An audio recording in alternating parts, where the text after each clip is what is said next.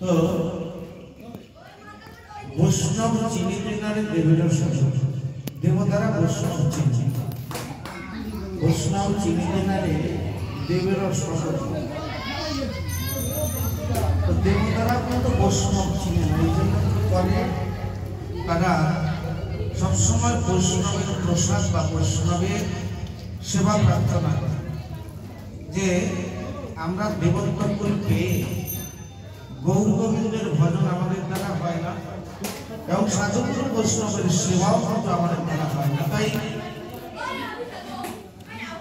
আমরা যদি এমনি করে বৈষ্ণবের সেবা করতে পারতাম, গৌর গোবিন্দের সেবা করতে পারতাম, আমাদের দেবত্বপন্থী তো আমরা শুধু সেবা পেয়ে গেলাম কিন্তু সেবা করতে পারলাম না। এক দেশে কথা বলে ওদিকে নিয়ে যায়, তারপরে আবার আস্তে আস্তে এদিকে আসে।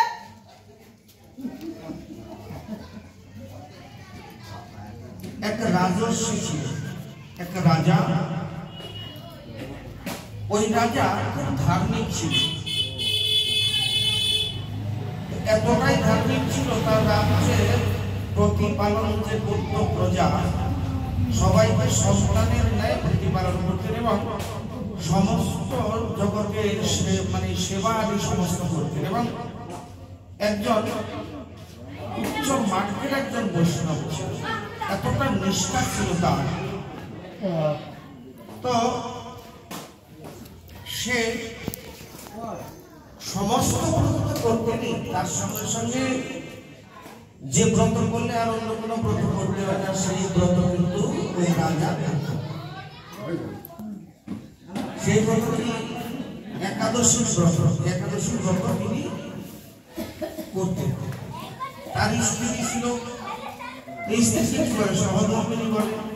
সহধর্মিনী কখন হয় না, যখন স্বামীর ধর্মে আর স্বামীর শুভ কর্মে সে সহযোগিতা করে তখনই কিন্তু সে সহধর্মিনী।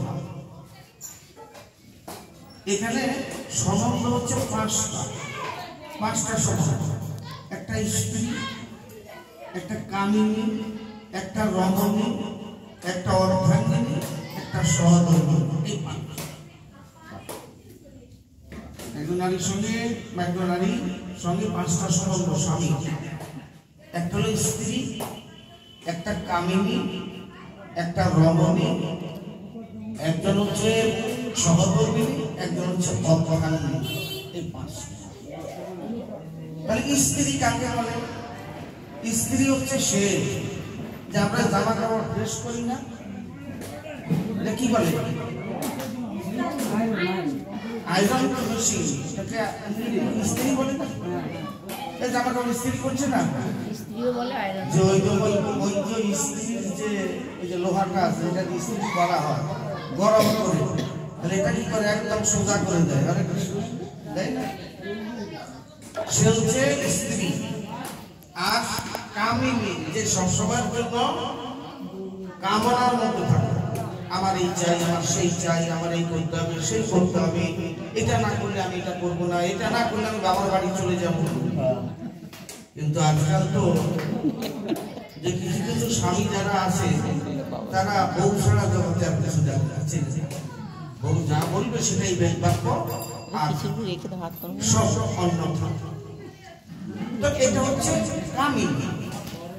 রমণীকে, রমণী হচ্ছে যিনি রমণ করেন।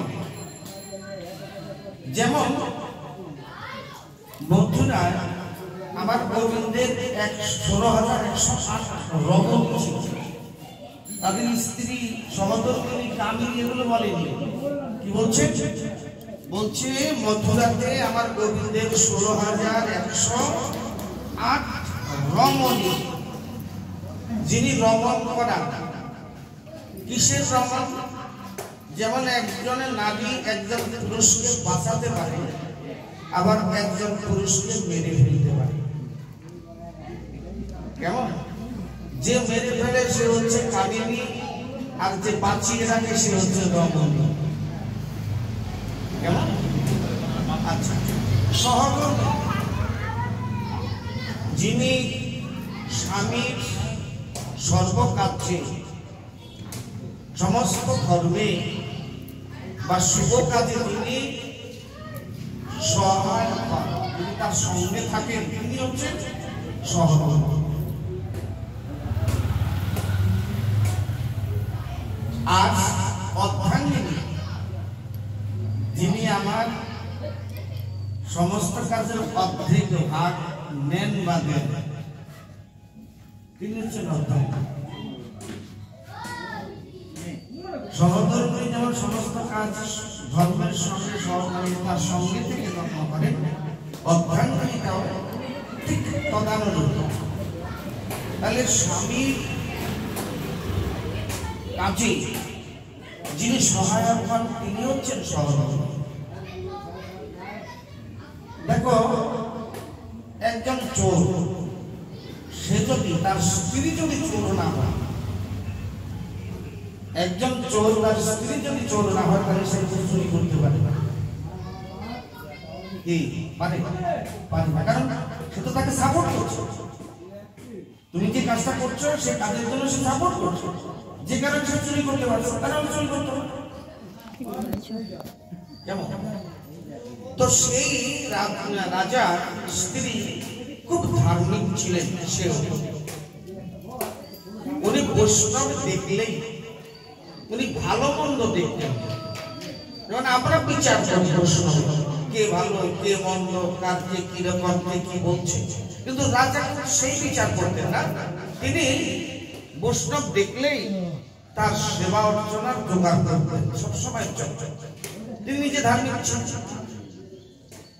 এই সরলতা বৈষ্ণবের ছিল বলে একদিন 4 জন চোর তারা ব্যাগ ধরেছে, মানে 4 জন চোর ব্যাগ ধরেছে, কি বৈষ্ণবের ব্যাগ, একদম বৈষ্ণব, দাদুর সঙ্গে তিলক অঙ্কিত, কণ্ঠে তুলসীর মালা, হাতে মালার ঝোলা, কাঁধে একটা মানে ঝোলা নিয়ে জয় রাধে বলে রাজা প্রাসাদে উঠেছে। কিন্তু রাজা মনে মনে চিন্তা করে, বা আমার ভাগ্য কত ভালো, হেন বৈষ্ণবের দর্শনে পেলাম, এমন ভাগ্য সবার হয় না। রাজা কি করলেন, তাদেরকে সুন্দর ভাবে পাত্র পত্র দিয়ে চরণ জল করে তাদের যেভাবে আপ্যায়ন করার দরকার সেভাবে আপ্যায়ন করলেন, এবং তাদের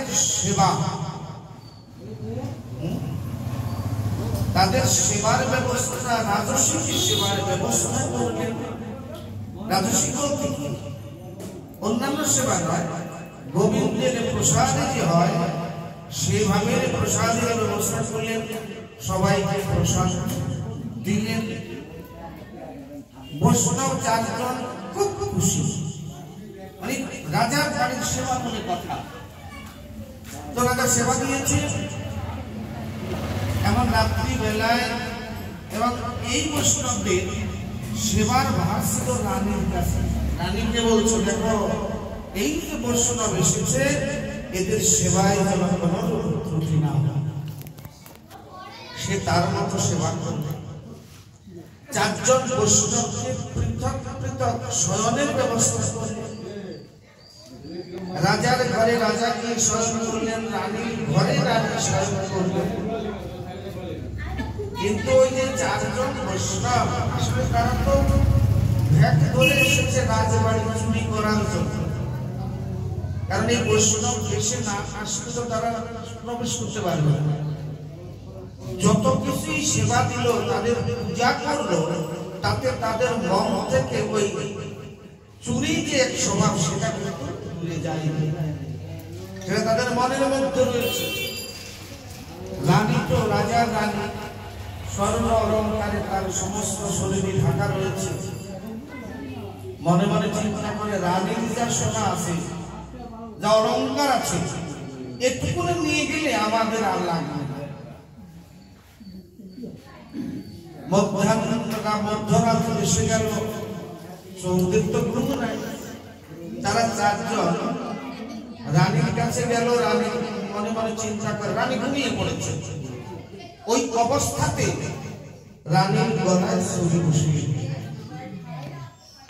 কেমন ছুরি বসিয়ে দিয়ে তার স্বর্ণ অলঙ্কার যা কিছু ছিল সবই সুন্দর করে পোটলা করলেন। আরো যেখানে যা ছিল সেগুলো নিয়ে এবার তো তারা পালাবে না, কিন্তু পালাবে কোথায়? রাজবাড়ি বলে কথা, চারিদিকে সমস্ত গেটে প্রহরী রয়েছে, কিন্তু সারা রাতে তারা পালাবার চেষ্টা করলো, কিন্তু পালাতে পারবে না। চারজন বিরাজ বদনে বসেছিলেন তাদের নিজ নিজ ঘরে, চিন্তা করে সকাল হলে তো আমাদের গর্দান যাবে, কারণ রানীমাকে তো হত্যা করেছে। সকালে যখন হয়েছে, যত রানীর চাকর যারা ছিল তারা গিয়ে দেখে রানীমা সব দেহে পড়ে আছে, মানে মরে পড়ে আছে, তার গলা কাটা। চিৎকার করতে শুরু করলেন, রাজাকে ডাকলেন। রাজা এসে দেখে যে ওই অবস্থা। এখন সবাই বসে তাহলে ওই যে কালকে চারজন যে বৈষ্ণব এলো তারা কোথায়, তাদেরকে খোঁজা হলো। এরা তো বৈষ্ণব না, এরা বৈষ্ণব বেশে তারা ডাকাতি বা চুরি করতে এসেছে। রানীর গায়ে কোনো গয়নাও নেই।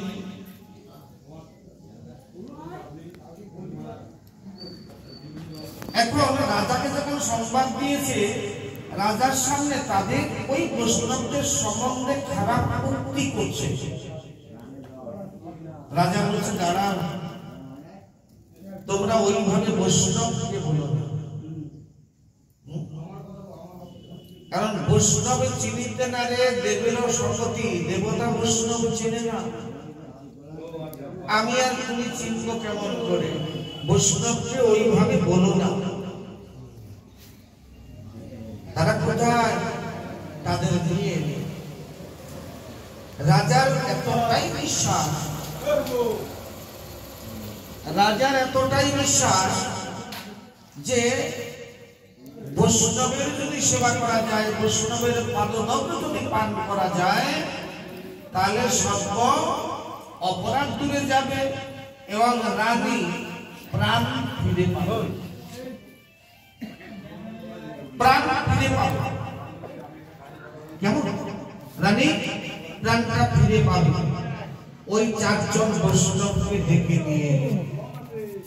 নিয়ে এসে তাদেরকে বসিয়ে ঠিক আগের দিন যা করেছিল তেমনি মতো তাদের সেবা করেছে।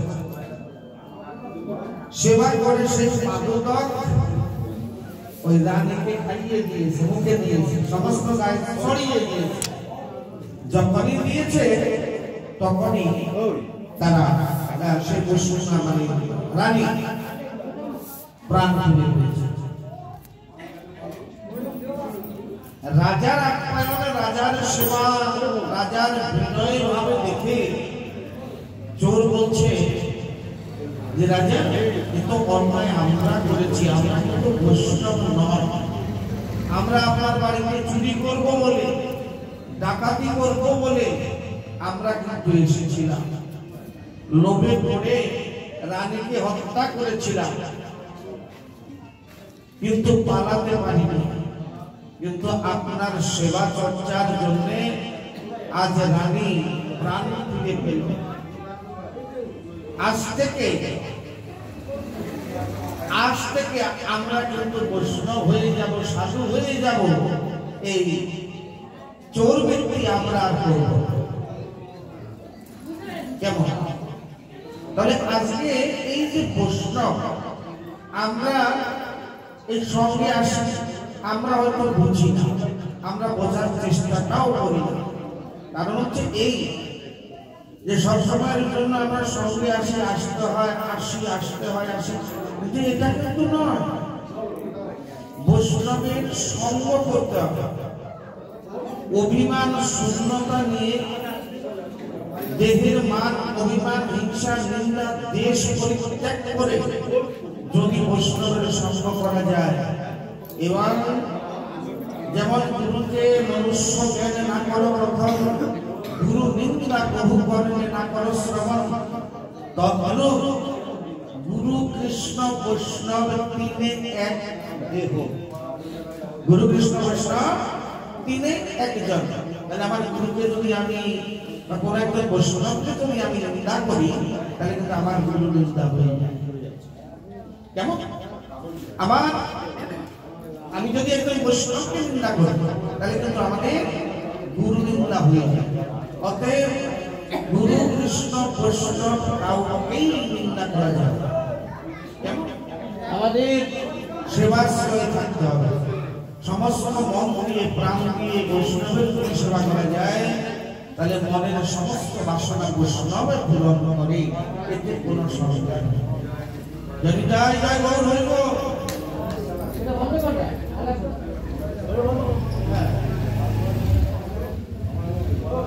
হরে কৃষ্ণ।